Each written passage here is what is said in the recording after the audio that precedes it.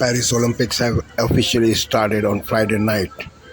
Many superstars gave a performance on the opening ceremony.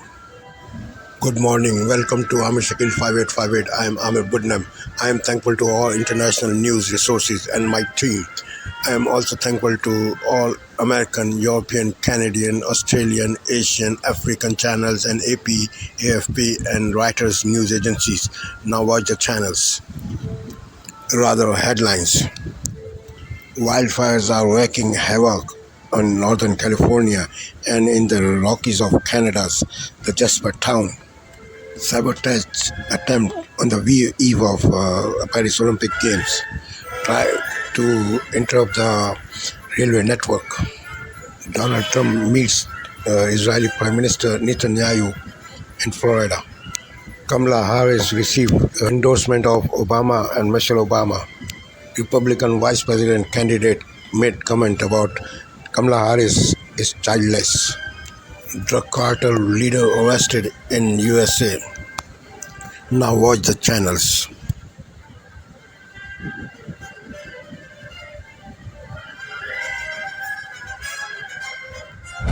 Breaking news as we come on the air. The wildfire emergency in the West. Urgent evacuations ordered. And sabotage in France as the Paris Olympics get underway. First stunning images coming in. The fast-moving park fire in Northern California. The fire creating a twister of smoke and flames. More than 130 homes and structures destroyed. Thousands more threatened. Many residents forced to take back roads to escape. More than one park fire in Northern California. The fire creating a twister of smoke and flames. More than 130 homes and structures destroyed. Thousands more threatened. Many residents forced to take back roads to escape. More than 100 large fires burning at this hour.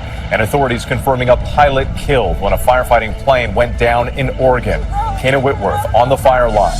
An alarming attack just hours before the opening ceremony of the Paris Olympics. 3 major rail lines in France sabotaged. Fires set, cables cut. Authorities calling it a massive coordinated attack. The damage expected to affect more than 800,000 people over the weekend. James Longman in Paris. The race for the White House, Donald Trump hosts Prime Minister Benjamin Netanyahu at Mar-a-Lago.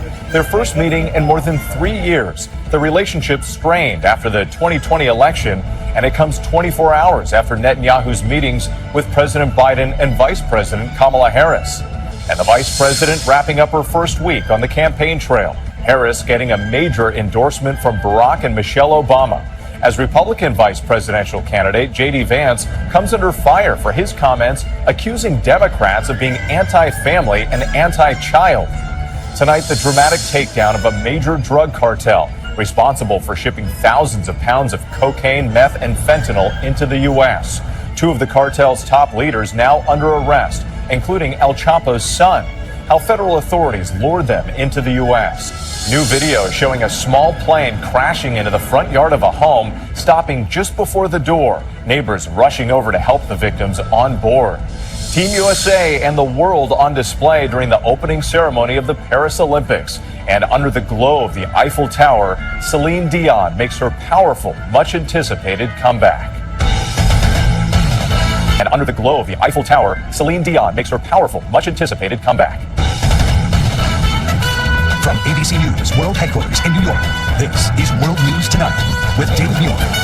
Good evening. Thanks for joining us on this Friday night. I'm Whit Johnson in for David. And we begin with the wildfire emergency in the West. More than 100 large fires raging in a dozen states. Thousands forced to evacuate. Some homes already lost. And air quality alerts for millions. California's park fire racing across 278 square miles, an area larger than Chicago. This time-lapse capturing its massive fire whirl spinning like a tornado. The flames devouring homes and other structures. At least 134 destroyed. More than 4,000 people under mandatory evacuation orders. This car, overtaken by fire, exploding in a ball of flames. Firefighters struggling to get the upper hand in terrible conditions. Massive tankers battling the flames from the air. And tonight, a sad loss at the scene of another fire in eastern Oregon. A single-engine air tanker going down, taking the life of the pilot.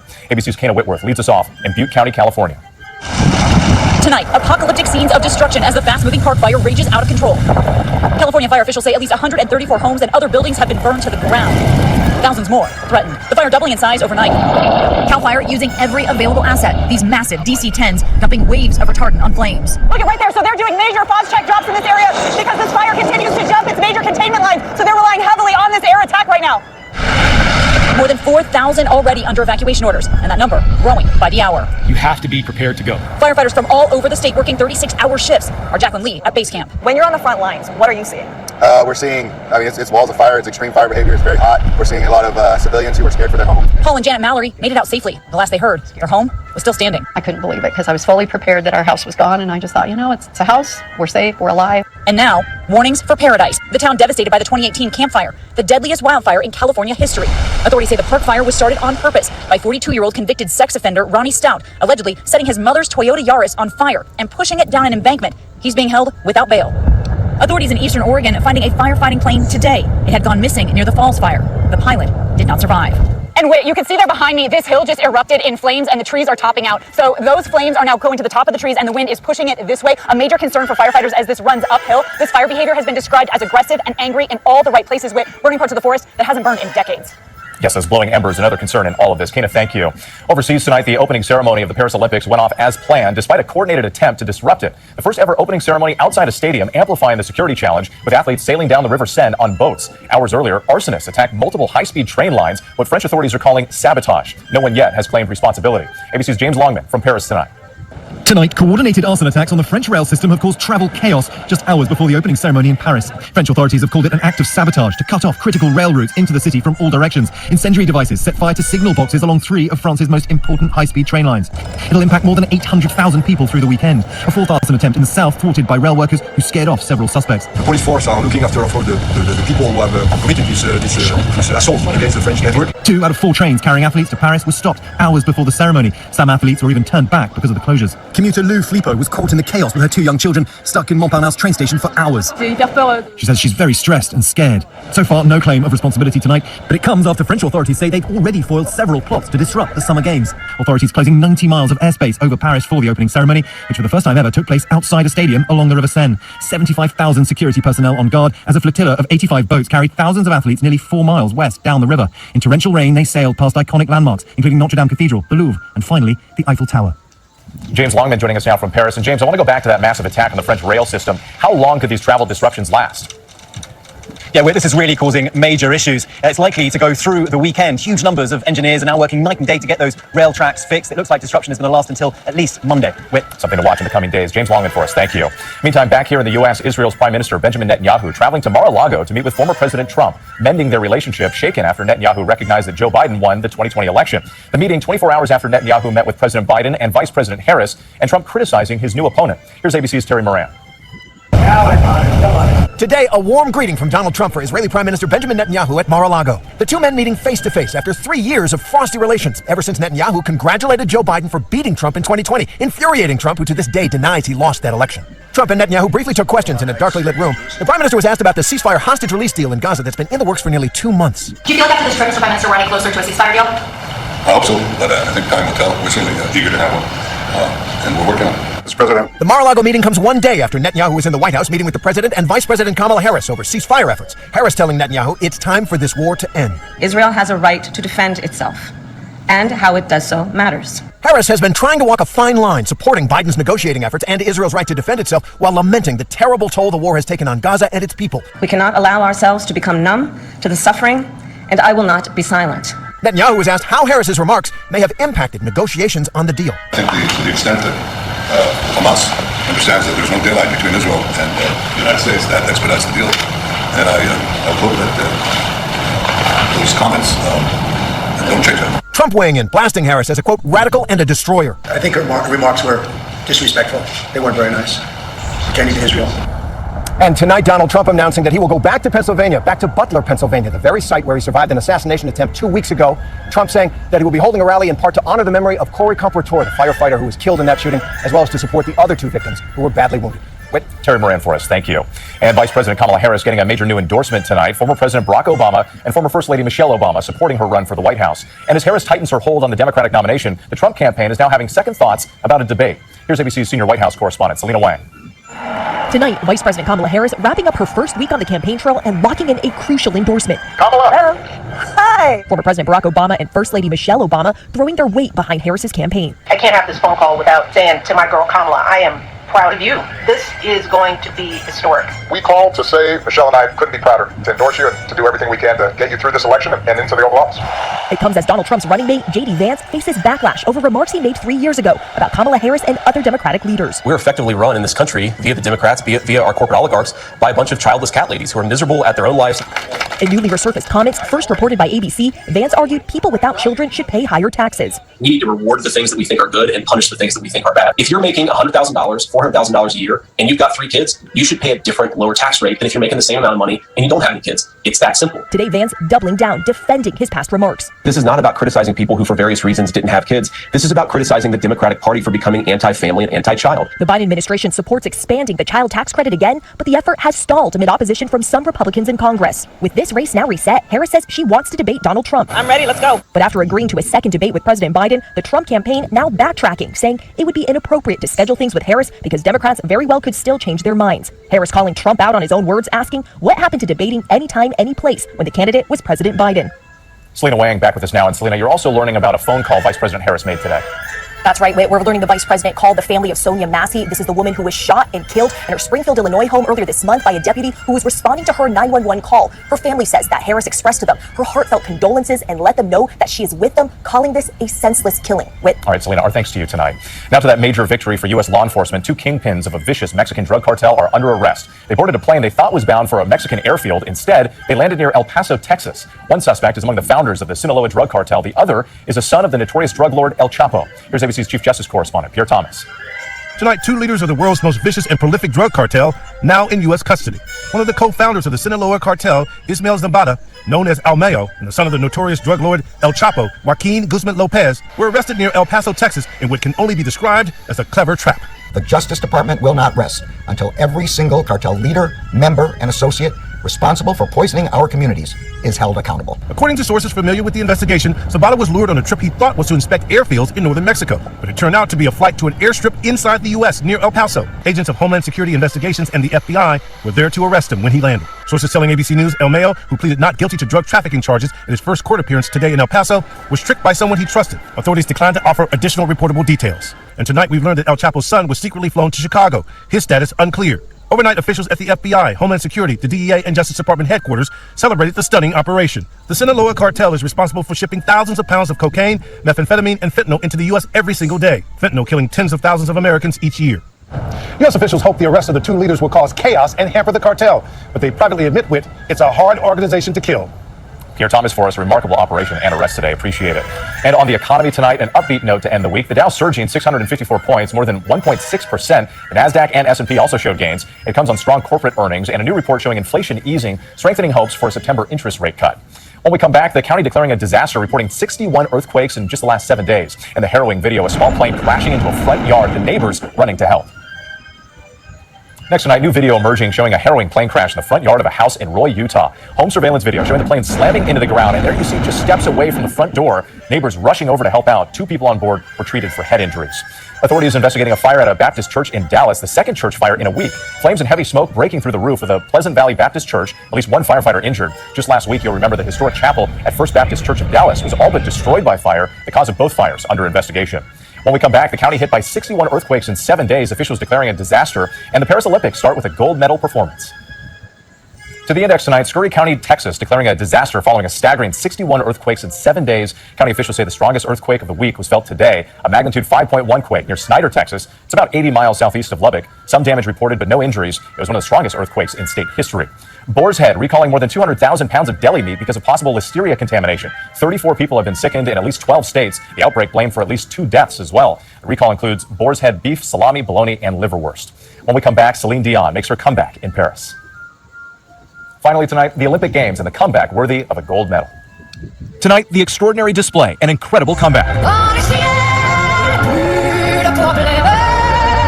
Celine Dion taking the stage on the Eiffel Tower with a powerful, emotional performance. The grand finale of the 2024 Summer Olympics opening ceremony in Paris, marking her first live performance since announcing her diagnosis with stiff person syndrome 2 years ago and sharing her battle publicly. The crowd, the world, cheering. It was a spectacular end to the ceremony, which started with a giant plume of blue, white, and red smoke, the colors of the French flag. The Olympic rings hanging on the Eiffel Tower. The ceremony, a first for the Olympic Games, held not in a stadium, but on a river. More than 10,000 athletes sailing down the heart of Paris on the Seine. NBA star LeBron James and tennis champ Coco Gauff, flag bearers for Team USA. More than 300,000 spectators watching, in the rain, wearing ponchos. Crew teams trying to dry the stage. It's the first time it's rained during a Summer Olympics opening ceremony in more than 70 years, but it didn't stop the athletes or fans from celebrating. Along the way, the performances. Lady Gaga singing in French. Afterward, writing online, "Congratulations to all the athletes who are competing in this year's Olympic Games. It is my supreme honor to sing for you and cheer you on." Tonight, the Olympic flag raised, along with the flags of the participating countries, more than 200. The United States with the most athletes, nearly 600 in all, as the Summer Olympic Games officially begin. And that Celine Dion performance was truly special. I'm Whit Johnson in New York. Good night. Thank you for making World News Tonight with David Muir, America. Good evening, I'm Jeff Bennett. And I'm Amna Nawaz. On the NewsHour tonight, an arson attack disrupts train lines in Paris on the opening day of the Olympics, despite unprecedented security at this year's Games. You're never going to have 100% security. There was always going to be, unfortunately, a vulnerability. That is a question of intent and capability for some malign actor to exploit that. The head of the powerful Sinaloa drug cartel and the son of the notorious El Chapo are arrested after flying to the U.S. And another brutal wildfire season brings devastation to the western U.S. and Canada.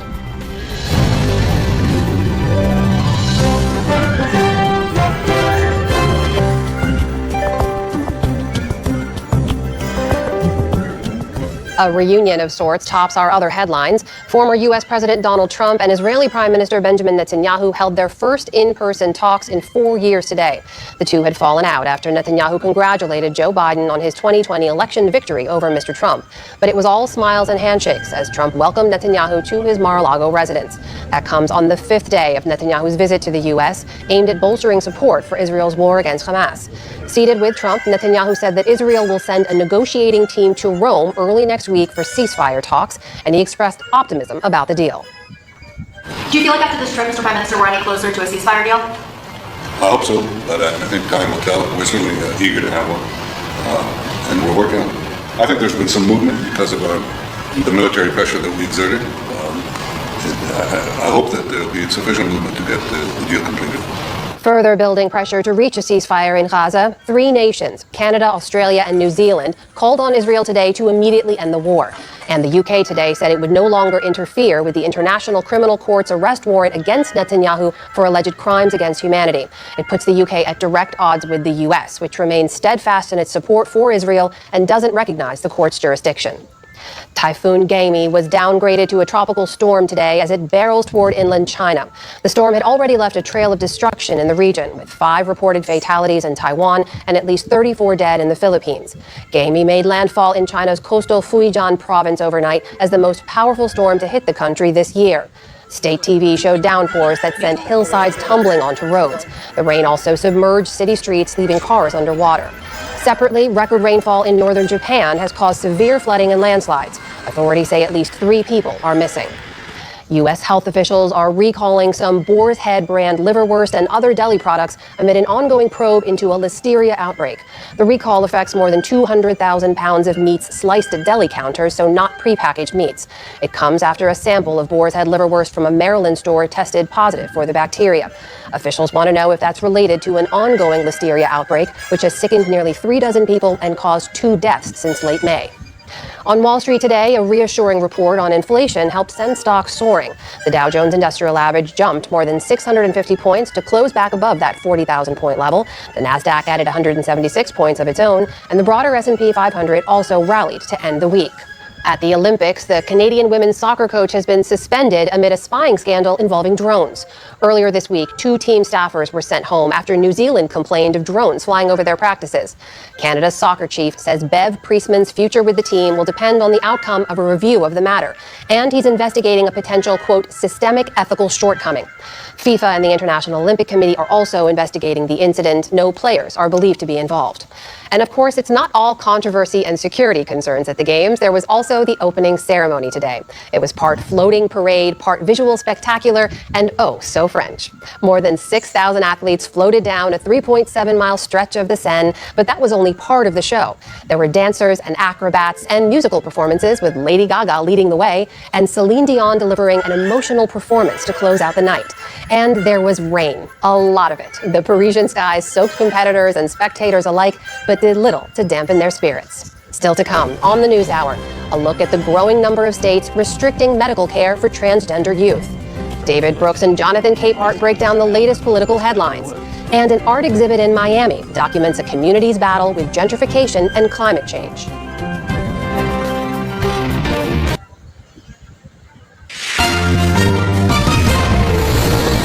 Inside Jasper this Friday night. We are going to come back from this. Surveying the wildfire-ravaged ruins, the hit to the economy, and the road to rebuilding. Pomp, circumstance, and sabotage. It's a disaster. How vandals tried to derail the French train network on the first day of the Paris Olympics as Celine Dion makes her comeback. The spying scandal eclipsing Canada's goal for gold. The growing suspicions about who knew what, when, and how long the rules were broken. Plus, long lost and finally found. I assume the worst. The Montreal cat who came back after 8 long years. Global National, reporting tonight. Nitu Karcha. Good evening and Good evening and thank you for joining us. The scope of the damage from the Jasper wildfire is much more clear tonight. Parks Canada says 358 structures in the town have been destroyed, about 30% of the town site, but most critical infrastructure has survived the fire. The fire, which ripped up from the south, reached the Jasper town site on Wednesday evening. The hospital, emergency services buildings, and schools were all saved. And while the wastewater treatment plant and Jasper Park Lodge are within the fire perimeter, they too are still standing, though the iconic resort has confirmed some damage to the hotel. The priority now for more than 150 firefighters is putting out hotspots on the outskirts of Jasper, because as Heather Yorks-West is here to tell us, the winds are expected to pick up again, aren't they, Heather? Her statement on the sniper smelled worse than Joe's diaper. That rhyme has never been done ever. Probably for good reason. Secret Service Director Kimberly Cheadle was more elusive than a racehorse at a slaughterhouse, trying hard not to answer questions about the attempted assassination of former President Donald Trump.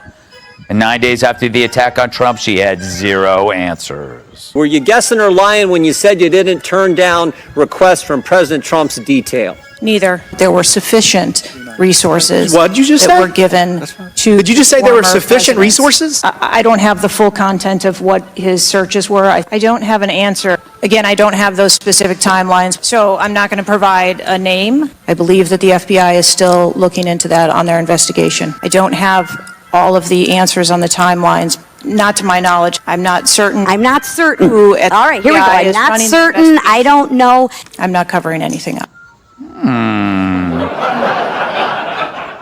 If only Donald Trump was as guarded as she was. Ooh, a little play on words for you kids who are interested in the English language at home. Keep score. Or don't. Hey, so Emily, she didn't come off as trustworthy to me. Yeah, no, not How exactly. does she be in charge if she knows nothing? Honestly, right after this trial, the way she just embarrassed herself, it's really disgraceful that she didn't resign immediately and they waited for, signatures to try to force her to resign. It's just embarrassing to the American people, embarrassing to her own reputation. But more importantly, the only silver lining, and it's horrible to even say this out loud, was what happened was so outrageous that it was bipartisan, that every Democrat and Republican that was in that hearing today could agree that this was almost too outrageous to have been an accident. Now, I've been called a conspiracy theorist all day over it, but the series of events that occurred that day are far too negligent for anyone to believe that these were all coincidences and accidents. It was maybe coordinated negligence, but somebody needs to take accountability for it, and her lack of answers, I think, points directly to the answer that she needs to, take true accountability for it. I mean, it's really amazing. It was my family friend who actually made mention to me that there was an alert.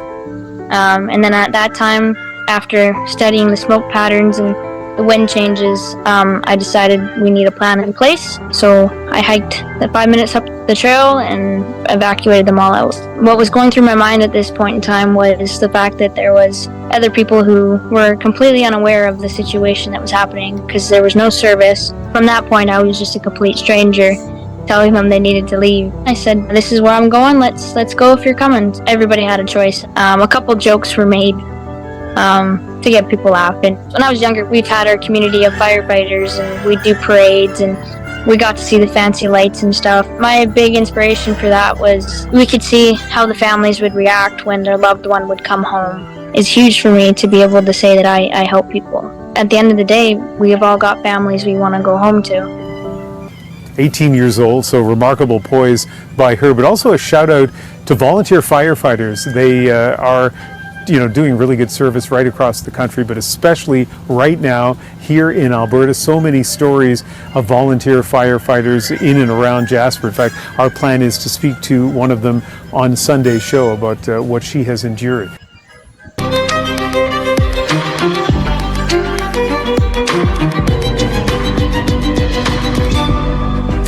Tonight, a major endorsement in the 2024 race as former President Trump gets his sit down with the Israeli Prime Minister. What it all means with barely 100 days till the polls open. Then the terrifying images coming from out west where wildfires are raging out of control. Why officials are saying the worst is still on the way amidst a desperate search for a missing air tanker. And then in France, an unsettling kickoff for the Summer Olympic Games, the massive sabotage attack on the country's rail system that loomed over the opening ceremonies. Plus the brewing battle over J.D. Vance's controversial stances on childless people. Why it's now putting a spotlight on a crucial group of voters, moms. That's later on in the original. And NBC's exclusive sit-down with the transgender daughter Elon Musk disowned. What she's telling us after Musk said she was, quote, dead to him. Hey, everybody, I'm Yasmin. I'm in for Hallie tonight.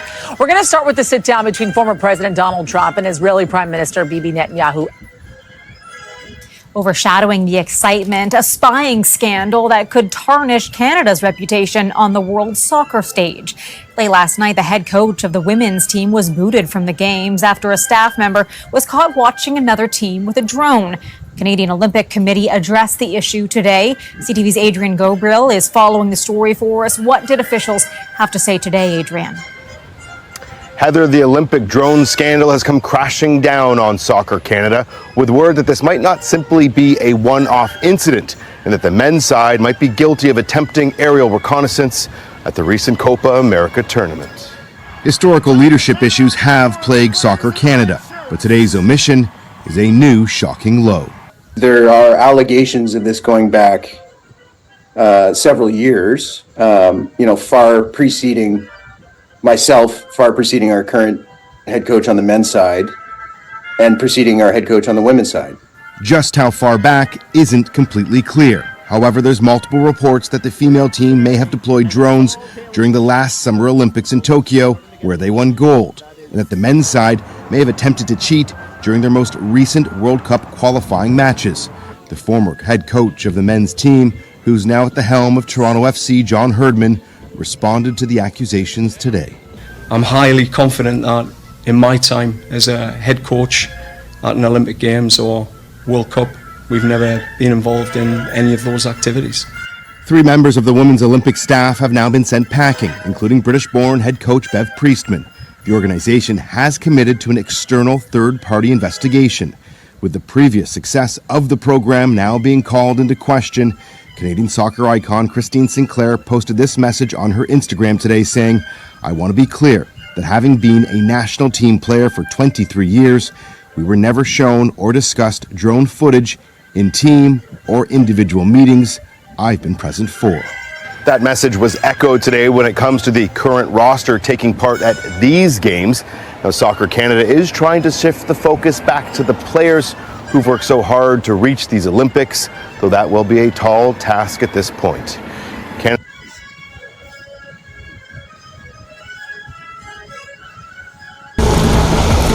fire is still out of control. From Canada to California, dozens of wildfires scorched the West. It looked like one mass of smoke and flames. You could see it working its way up the hill. Hundreds of firefighters are battling the blazing fires while residents face destruction and loss. There's nothing to look at. It's a foundation. That's all that's left. The CBS Evening News starts now.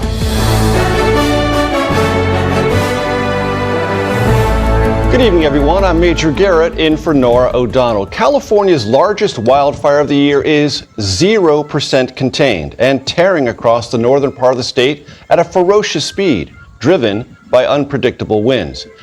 At this time on Wednesday, the Park Fire had burned about 2 square miles.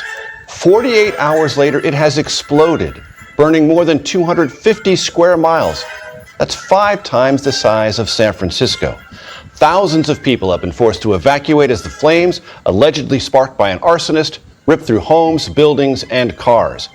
Fires are burning across the West and into Canada, where a monster wildfire there has destroyed about 1/3 of the structures in the resort town of Jasper. We have Liberté, égalité, actualité. Live international news is just a click away. Liberté, égalité, actualité. Hello and welcome to Daybreak here on France 24. Here are this morning's main news headlines.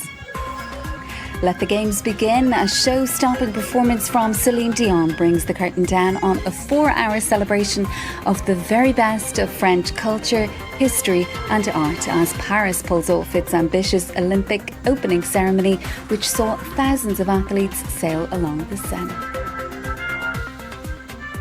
Undeterred by the pouring rain, poncho-wearing spectators huddled beneath umbrellas, with the downpour failing to dampen spirits in the French capital. And as voters prepare to go to the polls, authorities in Venezuela are accused of blocking international observers from arriving into the country for Sunday's presidential election. Nicolas Maduro is seeking a third 6-year term.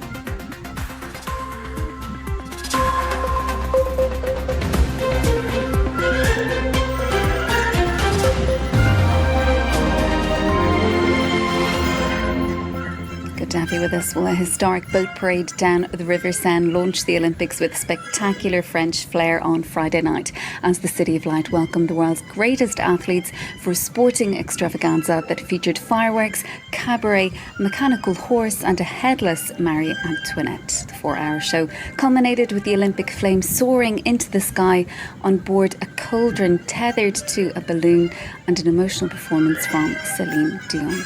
While the weather appeared to conspire against the organisers and spectators who were drenched in rain throughout the ceremony, it didn't dampen their enjoyment of the event. Let's hear what some of them had to say. It was truly like a dream come true. Even though it was raining, it was just magical. People are so happy, everyone feels together. It's just amazing. I like the singers, the dancers, the Celine Dion finish. But above all, just to see the Eiffel Tower and all its splendor, to see it on the display like that, I think the French people have a big credit to their country for what they did tonight. No, it was actually even better with the rain because it created an ambiance. It was really unbelievable and we loved it. It was not just a stage, it was actually a whole city, and I think it's pretty precious to understand that for the first time in the world, France represented the Olympic Games in an amazing way, and we're really happy about it. I think we liked the finale. This was a big crescendo with the flame and the final soul from Celine Dion. This was very emotional. I think it was something that for sure we're not going to see in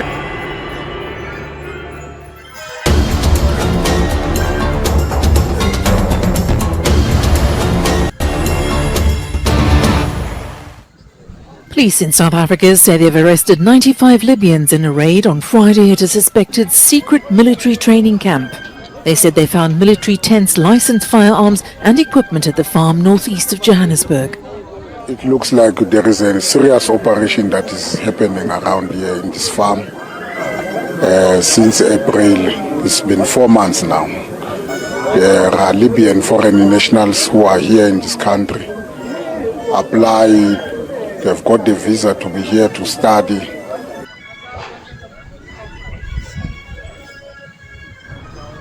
Britain has decided to drop its opposition to the issuing of an international arrest warrant for Israeli Prime Minister Benjamin Netanyahu. Downing Street on Friday confirmed that the government would not submit a challenge to the International Criminal Court's jurisdiction to issue it, underlying the tougher stance towards Israel being taken by the new centre-left Labour government. The ICC's chief prosecutor has requested warrants for both Netanyahu and his defence minister Yoav Gallant on suspicion of war crimes committed during Israel's attack on Gaza. He's also pushing for ones against 3 senior leaders of the Palestinian militant group Hamas. Britain's decision to drop the legal challenge does not mean the request will be granted or speed up the ICC's case. Over 60 other states and interested parties have also been allowed to give their legal arguments to judges representing both pro-Israeli and pro-Palestinian views.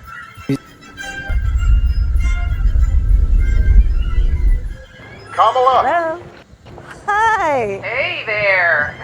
Oh, hi, you're both together. Oh, you both. I can't have this phone call without saying to my girl Kamala, I am proud of you.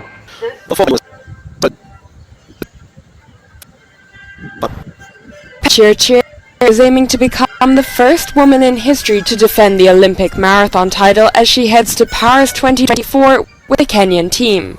The 30-year-old shot to fame when she won gold at the Tokyo 2020 Games in 2021. I believe on them, I believe on myself, because both of us, we have run hard course races. This is not the first. In April, the athlete set a new world record in a women's-only race at the London Marathon.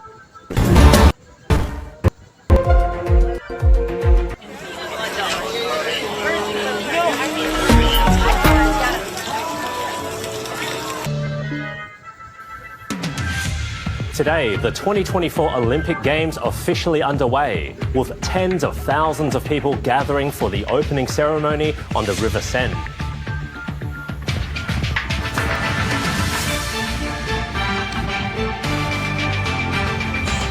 The Prime Minister rallies the faithful at the New South Wales Labor Conference, but a major union stages a walkout over the exclusion of the CFMEU. More than a dozen rallies held across the country, calling for an end to gender-based violence. And the Outback midwife bridging the services gap for new mothers in rural Queensland. Hello and welcome to ABC News. Headline news this hour.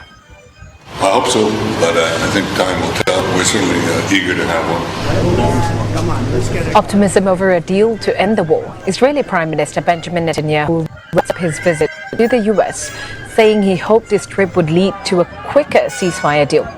Republican presidential nominee Donald Trump has warned of dire consequences for the Middle East if he's not re-elected, as he hosted Israeli Prime Minister Benjamin Netanyahu in Florida. During on France's parade, President Emmanuel Macron declares the Olympic Games open after a soaking wet ceremony. Train disruptions marked the celebrations earlier in the day, causing delays that affected hundreds of thousands of travelers. Eurostar, which operates trains between Paris and London and other European destinations, said that 1 in 5 of its trains were cancelled this weekend. Typhoon Gemi, the most powerful storm to hit the mainland China this year, is expected to have intense rainfall in at least 10 Chinese provinces in the coming days. Authorities are bracing for the downpours that could swell rivers and trigger flash floods. And that's the latest from the CNN newsroom.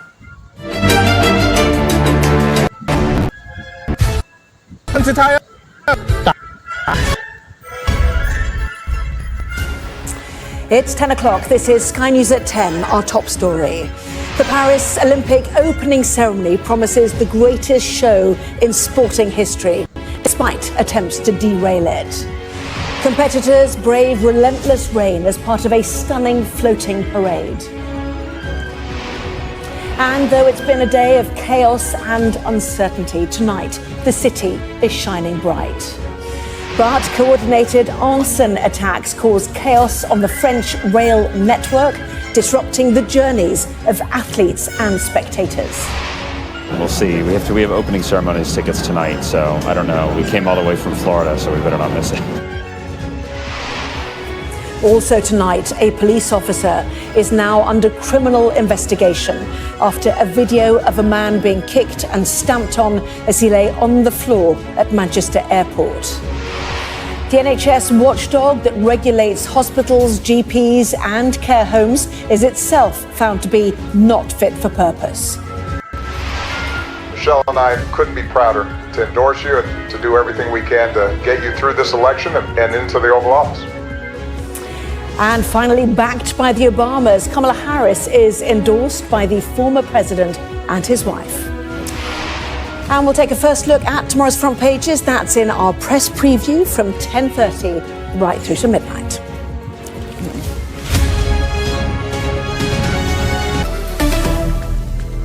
This is DW News, and these are our top stories. The Paris Olympics have kicked off with an opening ceremony featuring a parade of athletes on boats on the River Seine.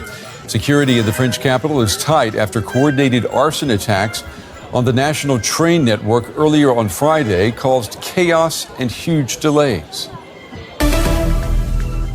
Donald Trump has touted his close relationship with Benjamin Netanyahu after meeting the Israeli Prime Minister at his Mar-a-Lago estate in Florida. The Republican presidential candidate has been trying to mend the relationship with Netanyahu, which soured in recent years, casting himself as the strongest ally Israel could have in the White House.